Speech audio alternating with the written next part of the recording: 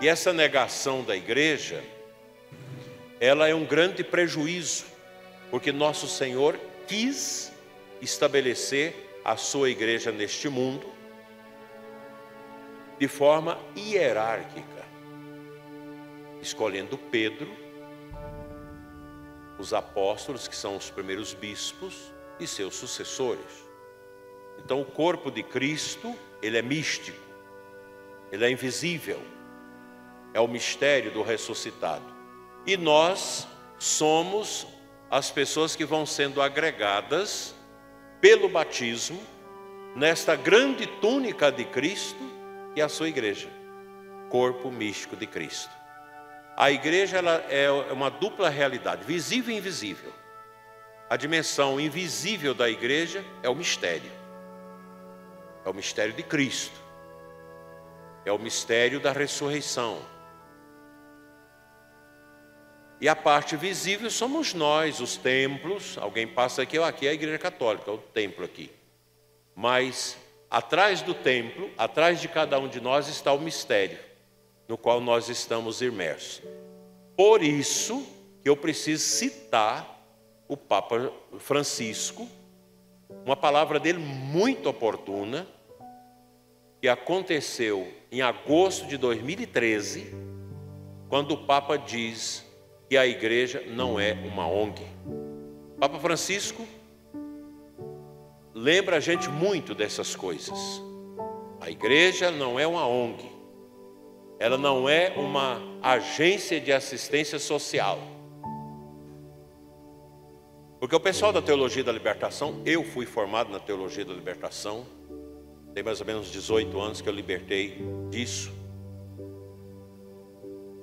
A gente tem uma visão dentro da Teologia da Libertação da igreja como um sindicato, como uma agência de conscientização do povo, dos seus direitos, da sua situação de miséria, de opressão, etc. A gente pega lá em Êxodo, lá no início do Êxodo, capítulo 3, Deus ouviu o clamor do seu povo. Mas a igreja não é só isso. É claro que o mistério da igreja, quando eu celebro a missa bem, quando o meu coração está carregado da graça de Deus, inegavelmente um coração convertido vai promover o bem social. Um coração convertido vai se condoer pelos pobres. Um coração convertido vai lutar para que haja o exercício da justiça e da caridade no mundo. Nós não precisamos de análises, de ideologias na igreja para nos levar a servir os pobres. A igreja sempre serviu os pobres. A Teologia da Libertação, ela foi esse movimento que está apagando, ainda tem muita expressão dentro da igreja, onde ela se impôs, acabou-se a fé, acabou a piedade, acabou a adoração a Jesus eucarístico, e as vocações foram embora, as congregações que abraçaram a Teologia da Libertação estão morrendo, algumas já morreram. Uma paróquia onde se implanta esse sistema, o pessoal vai para as outras igrejas, porque não aguenta escutar falar de política o tempo todo, ninguém aguenta isso. Então a igreja, o Papa nos lembra, não é isso. A igreja é, nesse mundo, a expressão do mistério do ressuscitado. Isso é a igreja, que traz todos nós à conversão, para vivermos o ágape, o amor. E o altar, a Eucaristia, é a expressão do ágape, desse mistério. Vocês lembram do quadro da Santa Ceia, não lembram? Quem tem o quadro da Santa Ceia em casa? Tem várias pessoas que têm. O quadro da Santa Ceia, são vários artistas que pintaram este quadro. Quem que está no centro do quadro? Jesus. Isso é sugestivo. Em tudo na igreja, o centro é Cristo. O padre, por exemplo, que quer ser o centro, ele mata a obra de Cristo. O bispo que quer ser o centro, mata. A gente tem que sempre pensar, viu, Padre Darcy, que nós somos aquele jumentinho de Jerusalém que levou Jesus nas costas. E levou Jesus nas costas no dia de Domingo de Ramos. Isso vale também para as irmãs, vale também para os pregadores leigos. Nós estamos a serviço do Rei. O Rei é Cristo, um Rei sem coroa de ouro. A coroa de Nosso Senhor é a coroa de espinhos, é a coroa do serviço. Então, no quadro da Santa Ceia, nós temos no centro Jesus. E nós temos aquele apóstolo mais jovem que sempre reclina no peito de Cristo.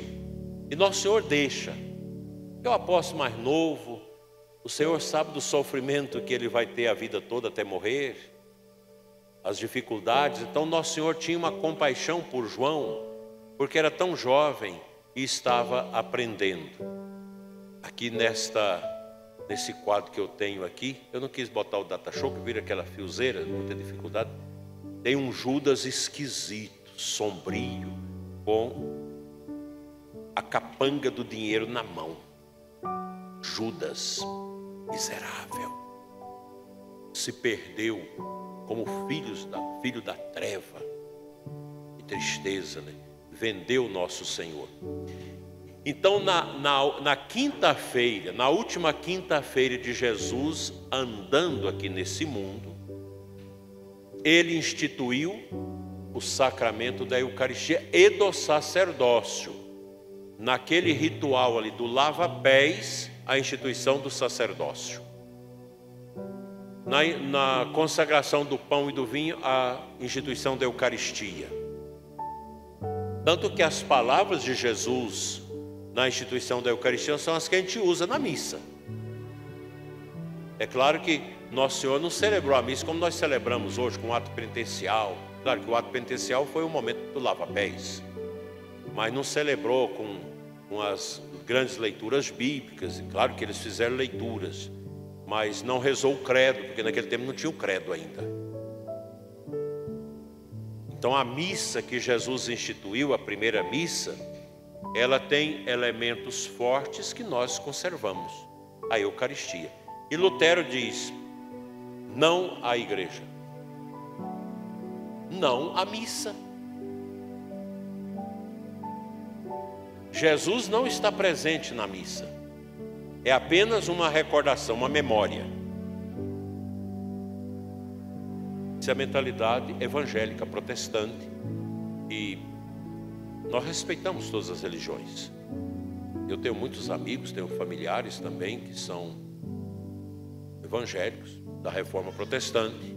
A gente respeita, mas nós não podemos, por causa do respeito, negar as verdades da igreja. A igreja católica é a igreja deixada por Cristo e pronto, é o que nós cremos. Eu não acredito. Tudo bem, você não acredita, fica para lá, não acredita. Mas eu acredito.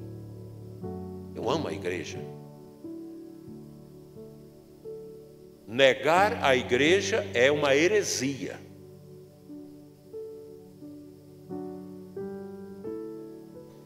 Porque a unidade da igreja está na sua instituição, na sua sucessão apostólica.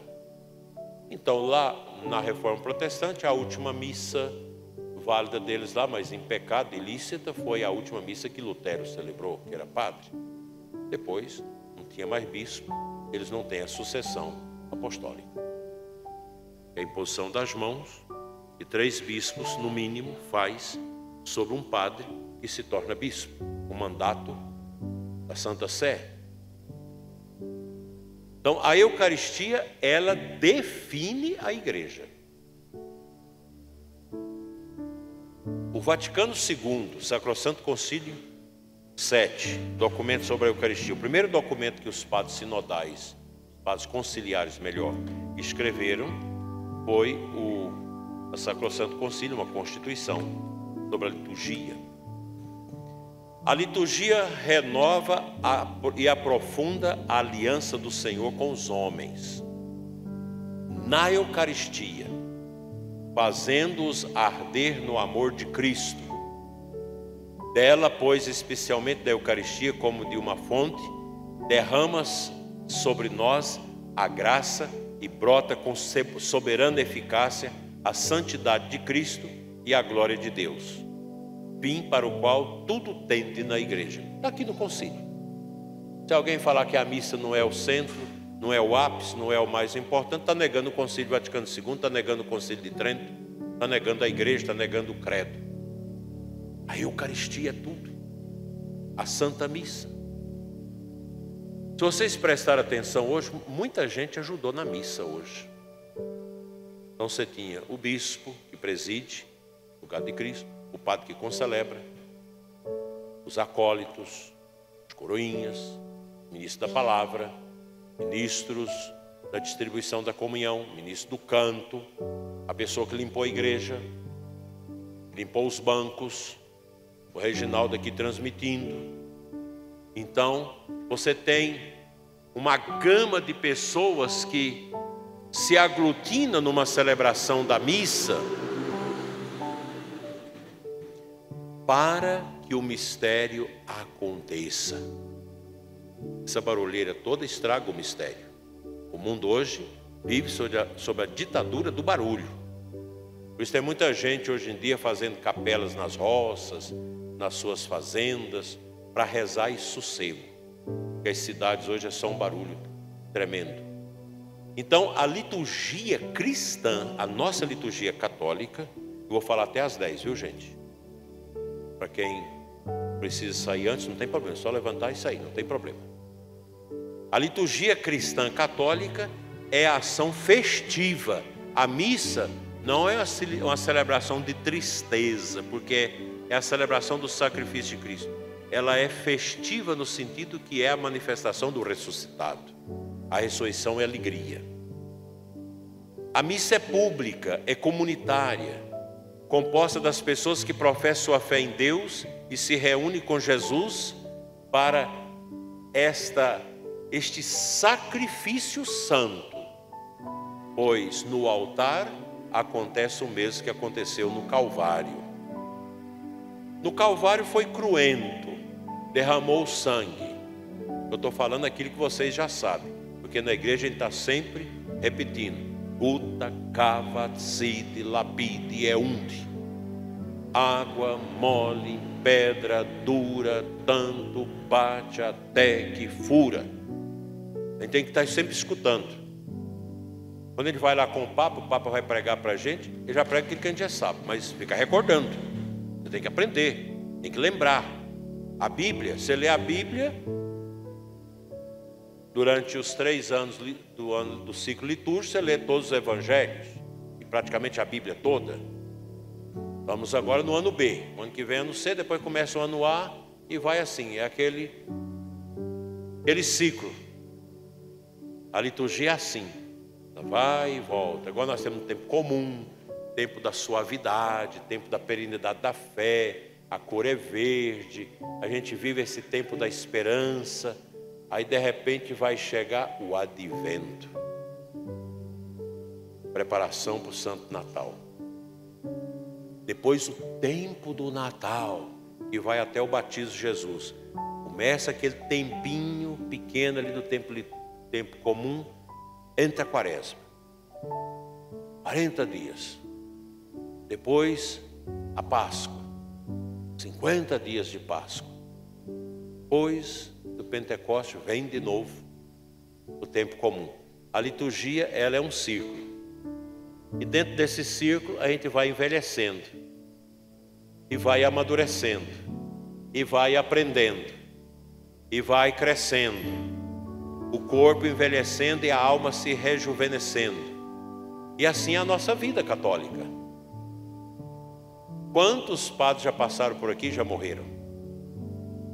Vocês imaginam, daqui 50 anos, vai estar esse menino aqui, vai estar aí vivo, todas as criancinhas, mas nós já estaremos para lá de Bagdá, vamos passar a nossa vida, né?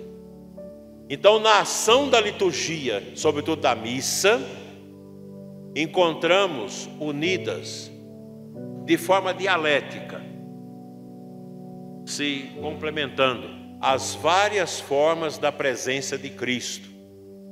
E o Vaticano II trouxe para nós esta compreensão. Na Santa Missa nós temos umas presenças muito identificadas de Nosso Senhor. Ah, mas eu não acredito, não tem problema. Então nós temos na missa a presença de Nosso Senhor no Padre que preside e nos que concelebram. O Padre, mesmo que vocês não acreditem, mas é assim. Ele pode não prestar, mas ele é presença de Cristo. Meu pai um dia me perguntou: meu filho, meus casamentos foram válidos? Primeiro casamento com a sua mãe, e depois morreu. O padre largou de ser padre e casou com uma mulher, amigou com uma mulher. Depois sua mãe morreu, eu fui casado de novo, casei com um padre, com 1 ano e meio de padre ele deixou de ser padre, amigou com outra mulher. Será que meu casamento valeu? O que vocês acham? Valeu os casamentos do meu pai? Por que valeu? Primeiro porque o casamento quem faz não é o padre, é os noivos. O padre apenas assiste o nome da igreja. Mas é as missas.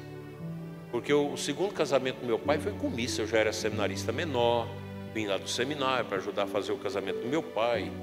Aquela missa lá debaixo do rancho, na roça, lá no fim do mundo. O bispo liberou para fazer lá, porque é difícil ir para a cidade. A maior dificuldade do mundo, a pobreza, o padre foi lá. Celebrou a missa. Será que a missa valeu? Vocês acham que valeu? Valeu. Claro que valeu. Mas se o padre estava em pecado, valeu? Valeu. Eu posso comungar na missa de um padre que está em pecado? Posso. A comunhão vale? Vale. E o problema é de quem? É dele. Ele que vai prestar contas lá no tribunal que não falha. Porque aqui nesse mundo os nossos tribunais são bem falhos. Por isso que lá na frente do Supremo Tribunal, lá diante do Supremo Tribunal, desculpa aí o pessoal que está assistindo no Telegram, porque houve um incidente no Instagram, aliás, mas já arrumou. É porque o Reginaldo colocou a cruz de São Bento ali perto, o diabo deu um tapinha nela, aí caiu. Então, o problema é o padre com Deus. Ele vai ter um julgamento. Mas a missa dele vale. A unção dos enfermos vale. A confissão vale. Se ele fizer tudo certinho, vale. Agora, se o padre inventar, no fim da ceia, Jesus pegou o copo, pegou a cachaça 51 que o povo bebia, e disse: isso é meu sangue, isso não vale. Ah, mas aqui em Planaltina o povo só come mandioca. Então, em vez de trigo, aqui o povo come. No fim da ceia, Jesus pegou o pão de queijo e disse: isso é meu corpo. Não vale, isso é heresia, isso não é a matéria, porque todos os sacramentos têm uma matéria, tem um ministro e tem uma forma. A matéria da Eucaristia é o pão e o vinho. Pão ázimo. A hóstia é um pão ázimo, feito de porvilho, de trigo com água. Eu não posso.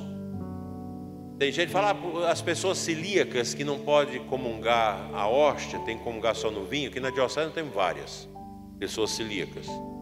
Não pode comungar a hóstia. O Papa Bento fez um decreto permitindo que comungue só no vinho. Eles compram um tacezinho, já traz e já consagra. Mas tem jeito de tirar lá do trigo no glúten, sei lá, aquela coisa. Se tira, o trigo perde a sua total qualidade. Não pode, tem que ser o trigo completo. O vinho tem que ser vinho de uva puro, vinho de uva pura. Essa é a matéria para que haja o sacramento da Santa Missa. Eu não posso, vou consagrar no lugar do vinho a garapa de cana. Não, não vale, não é matéria. É o vinho puro de uva, canônico. E o pão ázimo, água e farinha de trigo. É a matéria. E o ministro tem que ser o padre. Mas chegou aqui um padre. Nós estamos sem a missa 30 dias. Tem um padre. Ele chegou e quer celebrar. Aí o pessoal não pega a carteira do padre, não olha. É um padre falso. De uma seita aí que imita a Igreja Católica. Ou um cara que se faz de padre. Essa missa é nula. Se ele é batizado na Igreja Católica, já fica ipso facto excomungado. Por quê? Porque ele colocou o povo em estado de idolatria, adorando um pão e adorando um vinho que não é Cristo. Em Aparecida do Norte, no passado, teve um seminarista que se vestiu de padre e celebrou a missa porque não tinha padre na comunidade. E celebrou melhor do que o padre. O povo falou, mas a missa dele foi melhor do que a do padre, porque o padre era relaxado. Ele celebrou direitinho, mas é nula, foi excomungado. Pecado reservado a quem? É o Papa. Alguém chegou, eu sou padre, estou aqui para confessar o povo. Vai lá, a pessoa confessa. O cara não é padre. Não valeu a confissão nula. Se ele é batizado na Igreja Católica, já fica ipso facto excomungado. Aquela confissão não valeu. E só o Papa tem o poder de perdoar esse pecado. No Rio de Janeiro, quando eu era seminarista, lá tinha um padre. Bom, filósofo, dava aula para nós. Estava lá, da Argentina. Há 17 anos lá celebrando, confessava as freiras. Acho que até as oblatas confessavam com ele lá, no Rio de Janeiro. Tem casa lá? Então era umas que tem um hábito parecido. Ainda bem, graças a Deus. Aí um dia o cardeal Perônio, da Argentina, veio para visitar o cardeal do Rio de Janeiro. E o cardeal falou, chama o padre argentino para almoçar aqui com a gente. Quando foi caçar o padre, ele já tinha sumido. Era um padre falso. Quando ficou sabendo que o cardeal... Mas quantos casamentos nulos? Porque aí é nulo o casamento. Tem que fazer assanácio. Erro de forma. O ministro não era qualificado. Missas nulas, confissões nulas, unção do inferno nula. Uma tristeza. Uma tristeza. Então a igreja tem essa seriedade. Então, a presença de Cristo no padre, no presbíteros que age em nome de Cristo. A presença de nosso Senhor na palavra, na Sagrada Escritura. A presença no povo batizado que vem para a missa. E a presença nas espécies consagradas do pão e do vinho. Então a missa, ela é uma presença de Jesus muito forte no povo, no padre, na palavra e nas espécies consagradas. Então a liturgia, ela é o mistério da nossa igreja. Vocês acham que já melhorou um pouco a liturgia nos últimos 20 anos? Aqui na paróquia, quem tem 20 anos que participa aqui? Vocês acham que melhorou? Vocês lembram daquele tempo que tinha uma pessoa que saía atrás das pessoas antes da missa para fazer o comentário? Para fazer a leitura? Lembra que tinha isso, das preces? Eu jogava o laço. Hoje nós já temos os ministérios organizados. É um avanço, não é? E a música? A gente nem sabia o que cantar na missa. Nem sabia o que cantar. E às vezes o pessoal cantava até as músicas do Roberto Carlos na missa. Cantava, não sabia, não tinha formação. Hoje já mudou muito isso. Graças a Deus, nós estamos vivendo um aprimoramento da qualidade da liturgia. Só que se a gente não vigiar, começa a ter os abusos. É um padre que entra de moto para celebrar a missa. É outro que entra a cavalo para celebrar a missa sertaneja. É padre que dá piruleta no altar. Não. A missa não é lugar para isso. As coreografias, até com drone, entrou, o coitado do padre já pagou por isso e o bispo teve que corrigir. O padre trouxe o ostensório com a hóstia num drone para colocar em cima do altar. Um outro padre que desceu na igreja alta numa tirolesa, numa corda com a imagem de Nossa Senhora do braço. Desceu lá na frente do padre com a imagem. Isso ajuda a aumentar a fé? Não. Não ajuda. E aquela batuqueira na missa? Muito batuque. Aqui ainda tem um batuque ainda. Os meninos depois vão aprender que não precisa.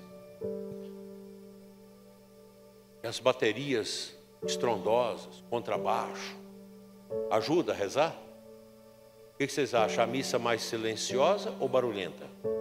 Mais silenciosa. Uma missa silenciosa é muito mais orante. Você escuta melhor a palavra. Você entra com o coração às vezes agitado e a missa te acalma. Aí você vem com o coração sereno. Você escutou uma música gregoriana em casa, preparou para a missa, veio tão... Chega aqui a missa, aquele barulhão e gritaria na missa e viva para cá, e viva para cá, e parabéns para lá, e parabéns para cá. Tanta coisa na missa. Não ajuda. A missa não é isso. E se eu for à missa numa igreja meio-dia, o padre resolveu botar uma missa meio-dia, a missa de 25 minutos. Não tem canto, não. O padre entra, o povo fica de pé, começa umas 15, 20 pessoas, começa a missa, alguém lê, celebra e dá a bênção. Essa missa vale? Mas não tem canto aí. Mas vale. Os cantos não são absolutamente necessários na missa. Uma vez numa paróquia que eu estava, numa capela de São José Poderosa, dia de São José, tinha 14 ministérios na igreja de música. Nenhum pôde celebrar, cantar na missa de São José. Nenhum. Me deu uma algeriza. Mas não é possível. Aí veio no meu coração: faz a missa sem canto. Solenidade de São José. Igreja cheia. Procissão de São José. Comentário inicial. Acolhemos o nosso presidente que vai presidir a nossa missa, a equipe de pé. Silêncio. Ato penitencial sem cantar, glória sem cantar, tudo rezado. No final a bênção. Daqui que o povo disse: mas a missa foi melhor do que tivesse os cantos, porque os meninos cantavam barulhado demais. Missa silenciosa de São José. Valeu a missa? Valeu a missa. Claro. A missa é assim. Vocês acham que nas catacumbas de Roma, no tempo da perseguição, eles cantavam? Não. Eu conversei com um padre agora do caminho, padre do caminho. Ficou 8 anos na China, clandestino. Trabalhava lá como padeiro, mas celebrava a missa escondido. 3 pessoas, 4, porque o maior número de pessoas foi 20. Marcaram um dia uma missa, 20 pessoas. Aí chega um, chegou, dá uma olhada se não tem polícia olhando, entrando. Faz a missa em silêncio. Não pode nem cantar, porque se o vizinho escutar, denuncia, vai todo mundo preso. Essa missa vale? Claro. Essa é uma missa poderosa, uma missa na perseguição. Como Deus é bom, como Deus é grande. É a Santa Missa. Então a liturgia é tudo para nós católicos. Como que eu me preparo para a missa dominical? Tem gente que vai à missa todo dia.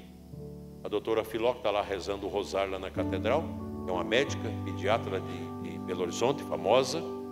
Ela vai à missa todo dia. Ela me falava: eu vou à missa todo santo dia. Vou na paróquia mais próxima do hospital, no domingo vou na paróquia geral. Mas a missa principal qual que é? No domingo, o dia do Senhor, que é o dia que a Assembleia se reúne, o povo de Deus, para oferecer o sacrifício incruento, que não derrama sangue como derramou no Calvário, ao Pai. Em quantas missas a gente vai durante a vida? Você já foi em quantas? Um padre celebra quantas missas durante a vida? Uma. Quantas missas que a gente participa? Uma. A gente participa só de uma missa, aquela de Jesus, na quinta-feira. As outras missas, que a gente foi 1000 vezes a missa, 1000 vezes a celebração da memória atualizada da presença de Cristo. A missa é aquela de Jesus, é uma só. Para entender isso, nós temos que saber que a missa, ela está no tempo, mas também fora do tempo. Aqui mistura o Cronos e o Kairos, o tempo dos homens com o tempo de Deus. A missa, ela acontece no tempo, mas ela é uma realidade para além do tempo, porque é a missa de Cristo. Nós fazemos uma memória da presença real de Jesus na missa. Então o padre celebra 1000 vezes a missa, mas não 1000 missas. 1000 vezes a missa. Isso é bonito, profundo, é difícil entender isso.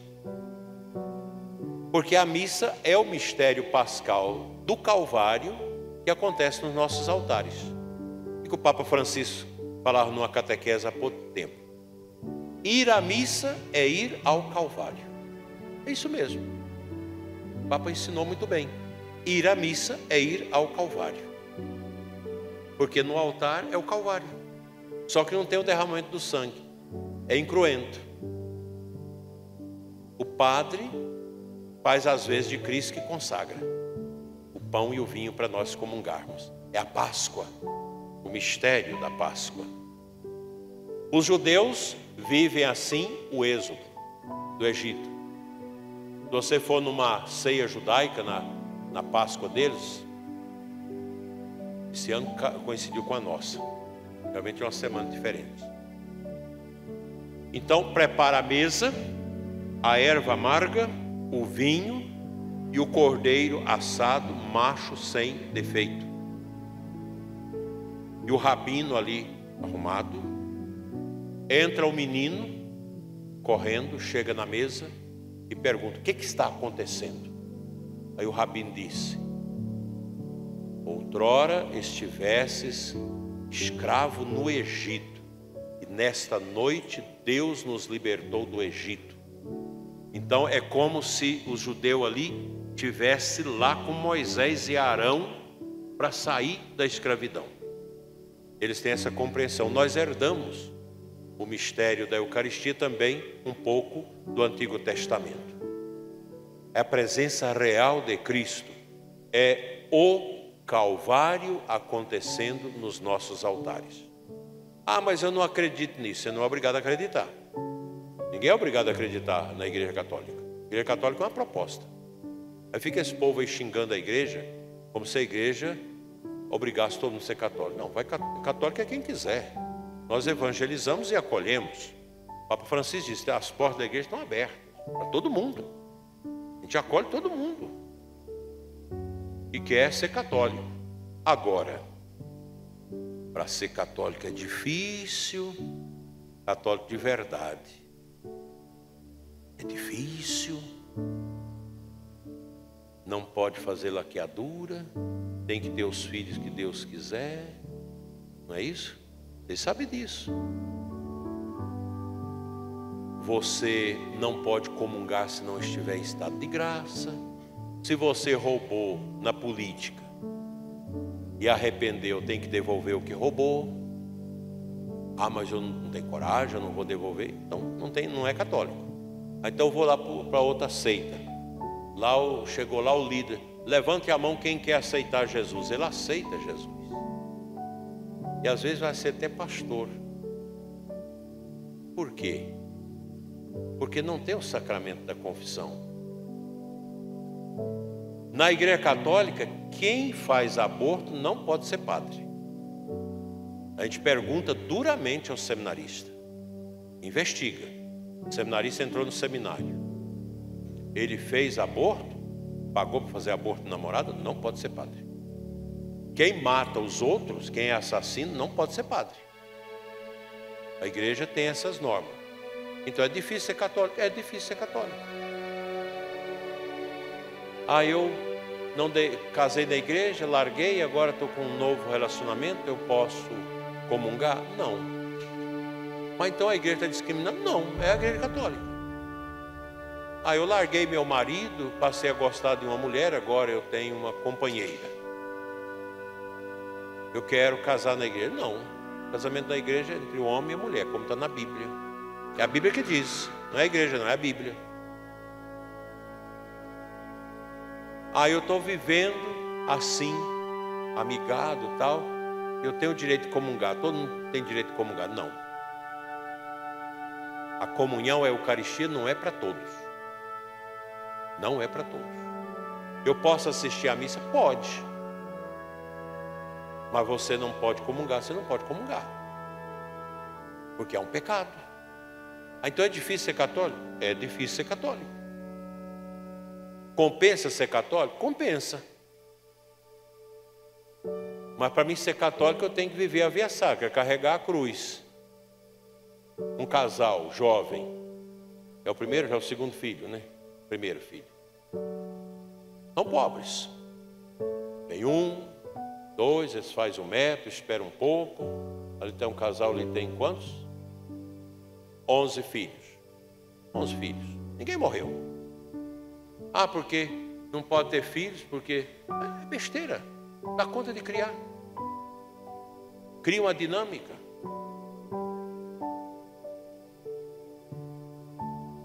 Ser católico é difícil. Porque ser católico não dá prazer. Ser católico você não tem prazer. Alguém sentiu prazer na missa hoje? Ninguém sentiu prazer na missa. O que você sente? Uma satisfação interior. Nós vivemos de satisfação interior. Seria o prazer espiritual. Eu vou à missa não é para sentir prazer. Tem umas igrejas agora que fundam por aí, o pessoal fica dançando assim, você já viu, Reginaldo? Vai dançando até cair no chão. Sentir o prazer do êxtase.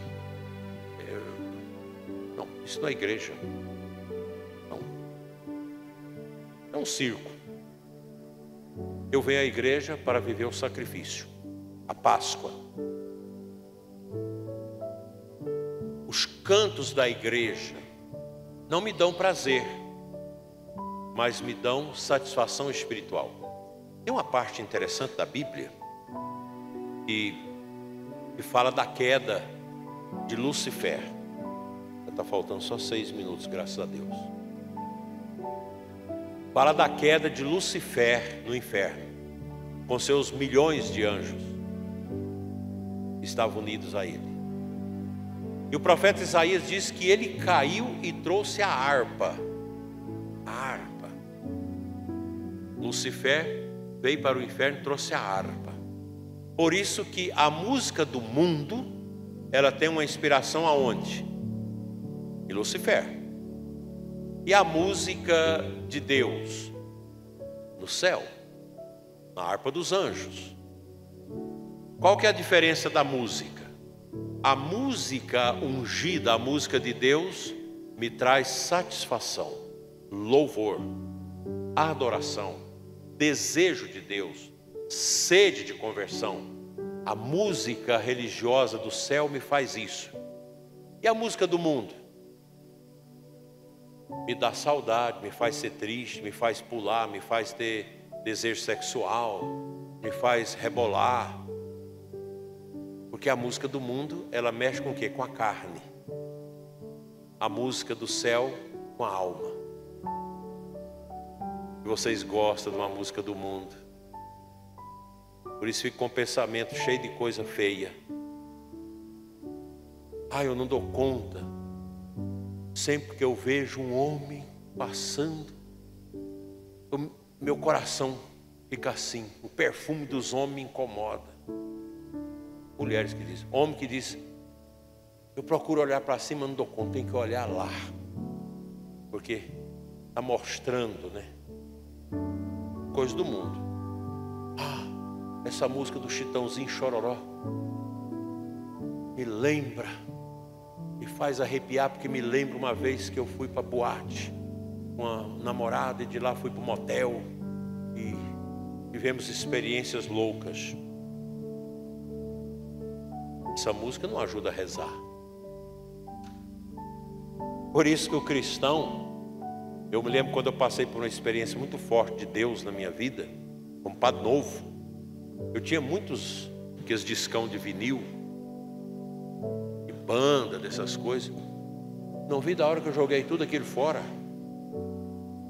e passei a escutar músicas religiosas, músicas da alma, músicas. Hoje mesmo, acho que eu estava atendendo ali, estava com a músicazinha aqui, gregoriana. A música gregoriana te leva para cima. A música religiosa, ela toca você daqui para cima, o seu coração e a sua mente para Deus. A música do mundo é do bucho para baixo. Latinha na mão, latinha na mão. Bebida, bucho, comida, sexo, dinheiro. A música do mundo é daqui para baixo. Mas a música do Tião Carreiro, pois é, mas o Tião Carreiro tem umas músicas lá também que às vezes ajuda você a lembrar das besteiras que você já fez. Então a música te leva às lembranças pecaminosas. Pecaminosas. Enquanto que a música de Deus, ela é divina. Vocês acham isso que é bobagem, mas para ser católico de verdade tem que renunciar a isso. Você quer ser cristão de verdade, quer ir para o céu, tem que renunciar. Eu gosto de ir para a igreja de bermuda. Os homens agora aprenderam. Desculpa quem está de bermuda, mas hoje mesmo tinha vários de bermuda aqui na missa. Gosto de bermuda. Será que agrada a Deus?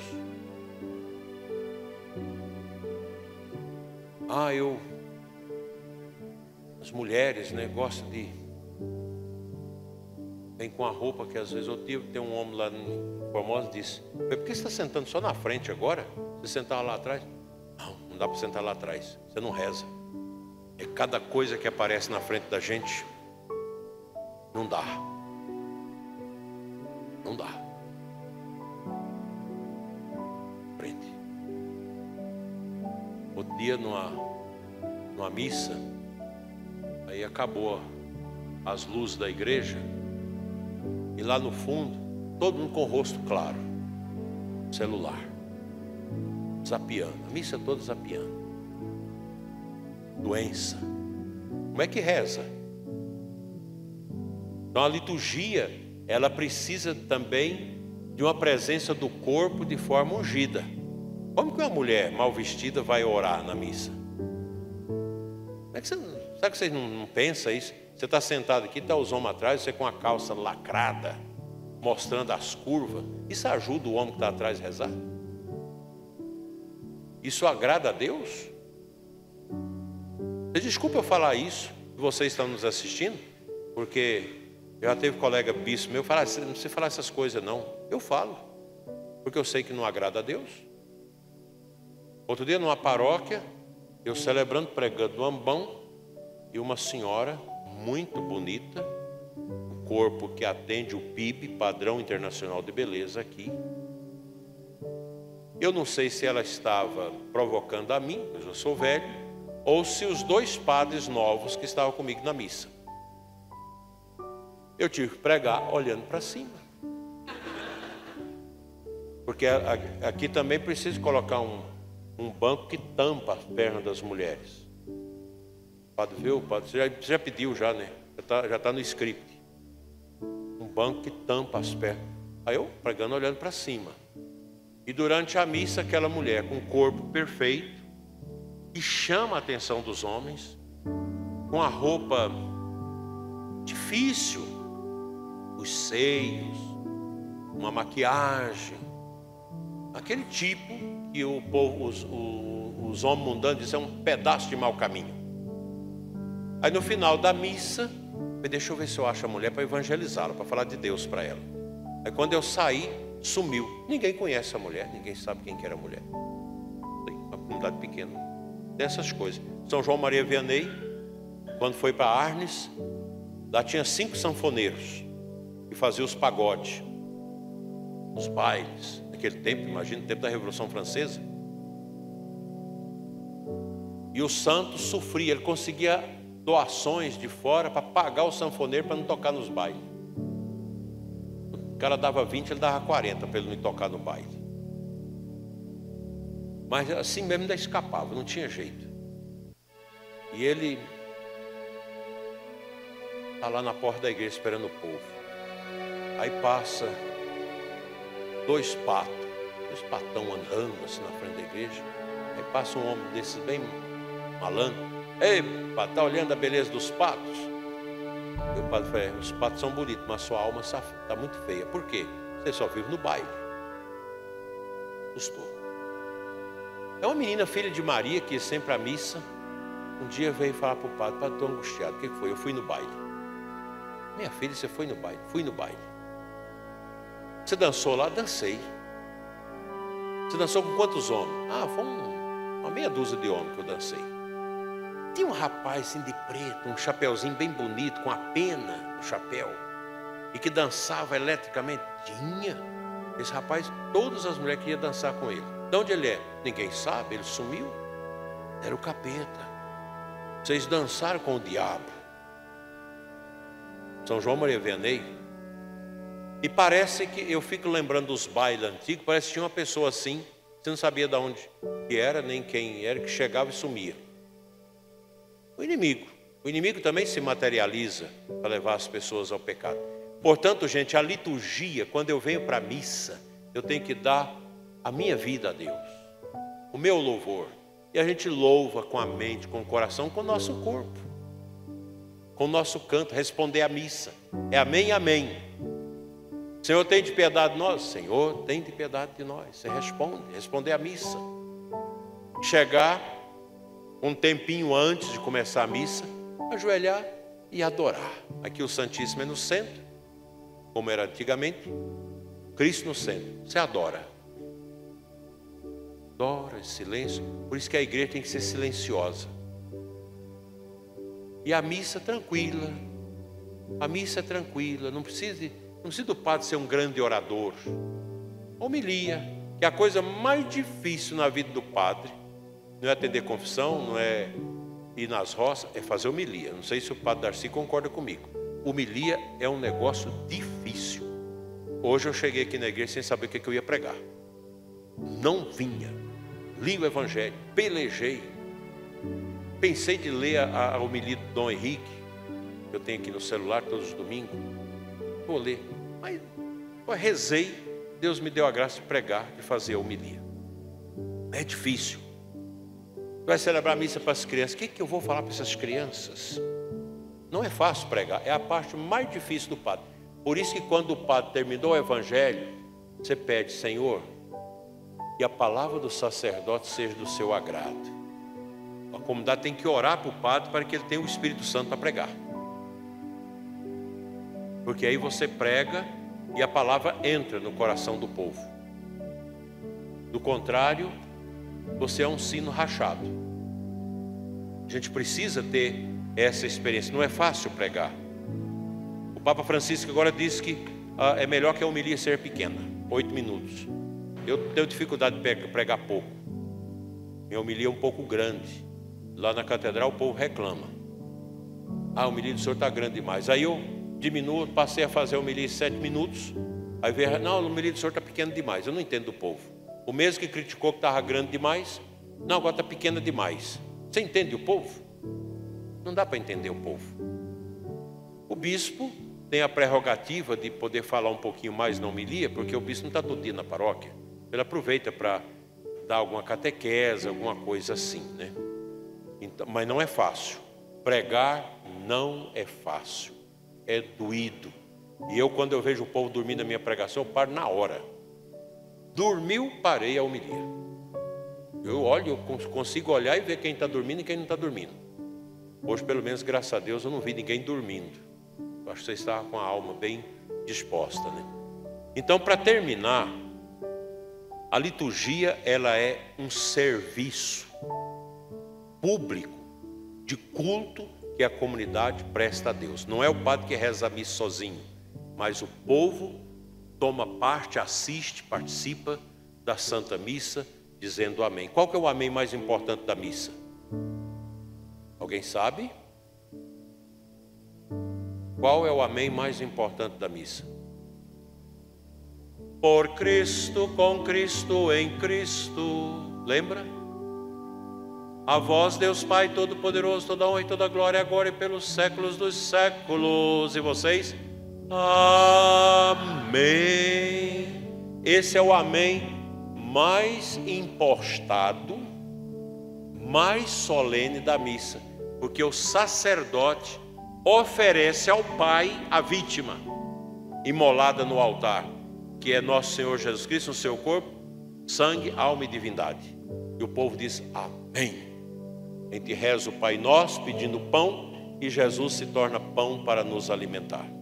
Que todos aprendam cada vez mais a celebrar bem a Santa Missa, a viver bem a missa, bem comportados para a missa, que nós possamos educar os nossos ouvidos para ouvir melhor as coisas de Deus, sair dessas músicas mundanas, desse barulhão esquisito do mundo, aprender a fazer silêncio, a rezar em casa, a ler a palavra de Deus, a rezar com a palavra de Deus e assim por diante.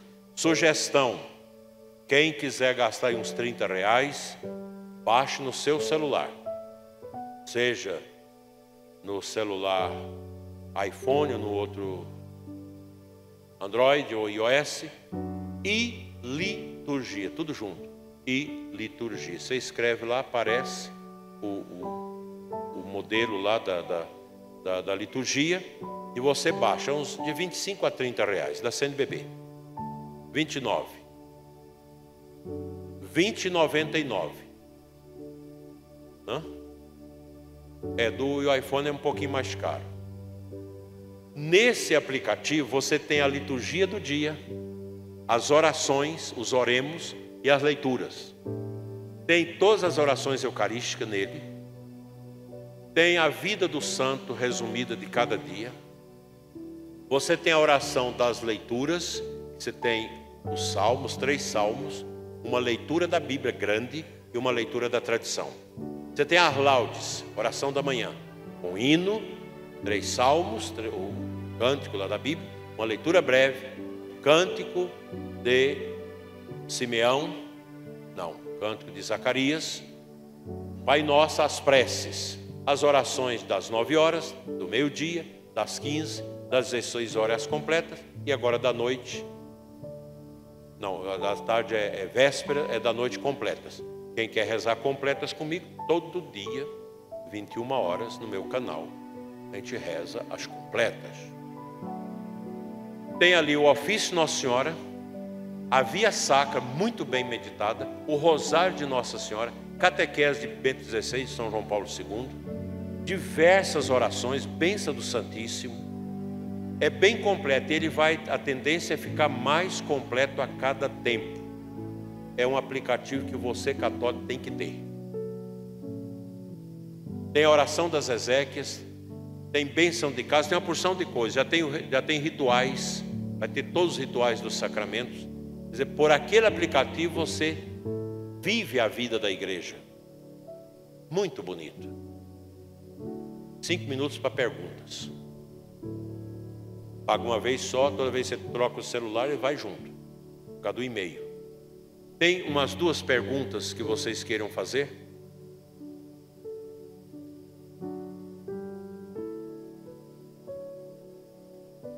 É bom que faça cantando, mas tem todo padre que canta. O Papa Francisco não canta, porque tem problema de pulmão.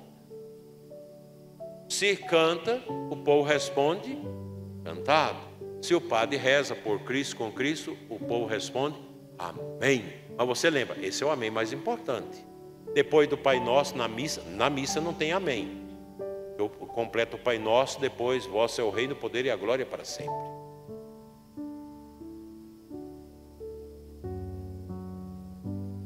Glória ao Pai, ao Filho e ao Espírito Santo.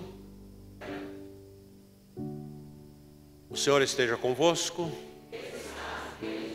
Abençoe-vos Deus Todo-Poderoso, Pai, Filho e Espírito Santo. Amém. Obrigado a vocês que ficaram, obrigado a vocês que nos assistem. Deus lhes pague. Nós vamos ser uma igreja católica bonita, cheia de Deus, uma liturgia bonita, um batismo bonito, um casamento bonito e assim por diante, porque a nossa igreja é bonita, porque ela é de quem? De Cristo.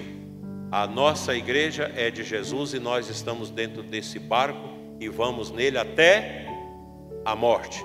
Que as almas dos fiéis defuntos, pela misericórdia de Deus, descansem em paz. Amém. Uma noite de paz para vocês no final da vida, a morte santa.